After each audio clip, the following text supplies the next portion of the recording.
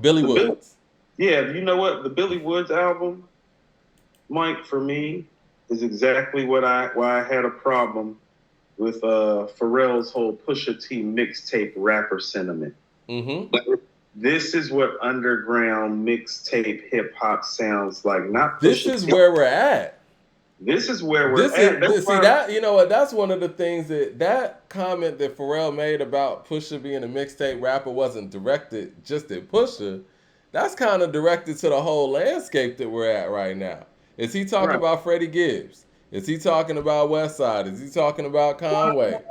You know what I'm right. saying? Like that's where we're at right now, Pharrell. Believe it or not, Whether you like it or not, too, whether it fits aesthetically what you do or not, that is where we are, that's where we're right? And at. so when I hear an album like this that started off slow, Mike, but definitely picked up steam and has some stuff on here, I'm like, no, this is what the underground sound like. This is what a mixtape sound like. Like Pusha T ain't never made an album like this because he's really hasn't been. Mike, they came out with Grinding 20 years ago. He's never been an underground rapper. That Right. was a big crossover success, even though it was about selling weight. Still big success. Right. He's been in the sphere. He may not be like a Jay or Nas level star, but he's been in the sphere and he's not an underground mixtape rapper. He just happens to make excellent mixtapes and do underground stuff well. None of his albums feel underground the way this album feels underground or Is feels. Matt? Hold on. Let's go back to one of the greats. Is Magic a mixtape album? An Right, underground album? That's where we're right, at right now. And honestly, when you look at what Jadakiss is doing, even when Pusha is at his best, they're going into the underground. Wayne is out here on an independent AZ album. Rick mm-hmm. Ross is on an AZ album. Mm-hmm. Ain't no Ross is wrong with everybody. that. Ross been on everybody's stuff since the pandemic happened, man. Straight Ross has up. been on everybody's stuff straight up and down. Ross is like the major label record industry is not about to keep me from shining. I'm the boss. I will jump in with anybody and get busy. Right. He's everywhere. This album for me was a solid 4. This is one half of the Haram, Arm and Hammer. Mm. And so my immediate thought was, well, this is definitely not Haram level. A lot of that is because Alchemist isn't doing the production.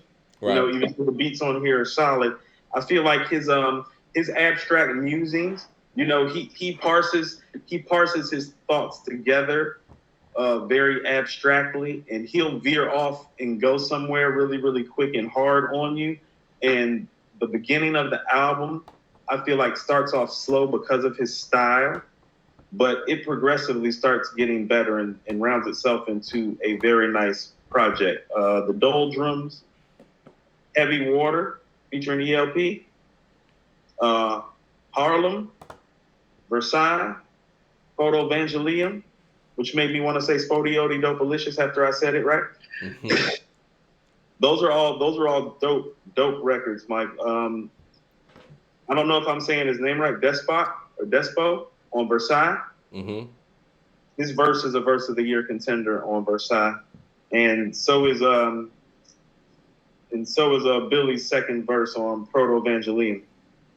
So there's some stuff on here. It's definitely for the underground today, and when I mean underground, I even mean more underground than what you would consider Griselda's doing right now, because that's kind of what Haram was for me.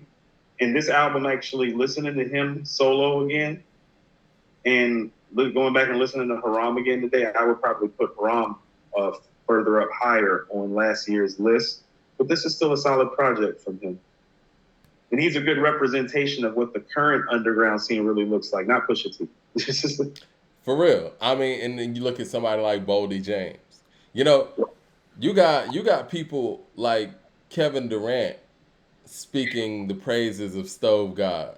Like Yeah. that's where we're at right now. Like ain't no mainstream rappers. You know what? The mainstream rappers are the one that's on the radio all the time, and that's not where hip hop is right now.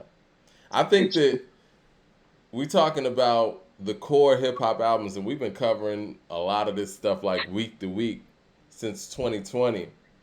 And I guess that's a good time to plug the yearbook. Y'all can go check out the yearbooks on Amazon. We also got digital copy, blah blah blah. But that's where the people on the radio are doing something different than what the people that are dropping on a streaming level are doing. Like what Well, Griselda and these guys are doing, what Bodie's doing, what Freddie's doing. Like this is and Alchemist. I think Alchemist is a real big proponent very, here too. very key to this movement. He He's might be very key to this movement. He might be one of the most, most important pieces. no, he might be the most important piece to this movement because his production is becoming the sound of this hip hop era right now. I don't think Specifically, there is even an underground anymore. Does that well, make sense? here's what I would tell you is that the mainstream isn't as wide as it used to be. Yeah. Because, and here's what I mean. Have you heard any real talk about Gunna's album the way that you should? Or Corday's album the way that you should? No. And there was a Lil Durk. lot put into Corday's album. I think Corday is a really good example. There was Or a Lil Durk. lot put into Corday's Or Lil album. Durk. Like, are we really hearing about these albums and how they're trending? Like, I know they playing Gunna in Atlanta. I know I'm over to the east side. They're gonna be playing 24K Jacket. Like, I know that, but this is Atlanta. That's the east side. You feel what I'm saying? That's home. That's gonna happen. He's shouting that McAfee on there. We playing that down here. I'm saying in the larger scope of things, how are these mainstream artists really doing in this climate? Because I don't hear their names ringing bells this year, really. And it is kind of like everyone back outside season. Like the underground supposedly has kind of risen up and has been running it the last couple of years. But the mainstream artists are outside. And what you're really finding is that, well, things have changed. They have. And a lot of the mainstream artists are having to work with these quote unquote mixtape rappers or underground rappers. Right. And they're running the show. Like you said, Alchemist is a big proponent and probably one of the biggest key pieces. He's doing these side projects with artists like that. I think the one that really cracked it open, man, it might have been Alfredo. I mean, that was the first classic album that dropped during this pandemic. So you might be right. That might, Alfredo, we might look back, and I know you and I think that Pray for Paris is a better album than Alfredo, and not by much. But when we look back, especially for what hip hop has morphed itself into in this climate and this culture right now, we may look back at Alfredo kind of the way that we kind of look at Enter the Wu-Tang or like the Infamous. It's like they really bought that street shit back with that right there, and it really started a run of street shit that didn't stop for a while. And we may end up looking at Alfredo that way because it was the first classic album that got dropped during this pandemic.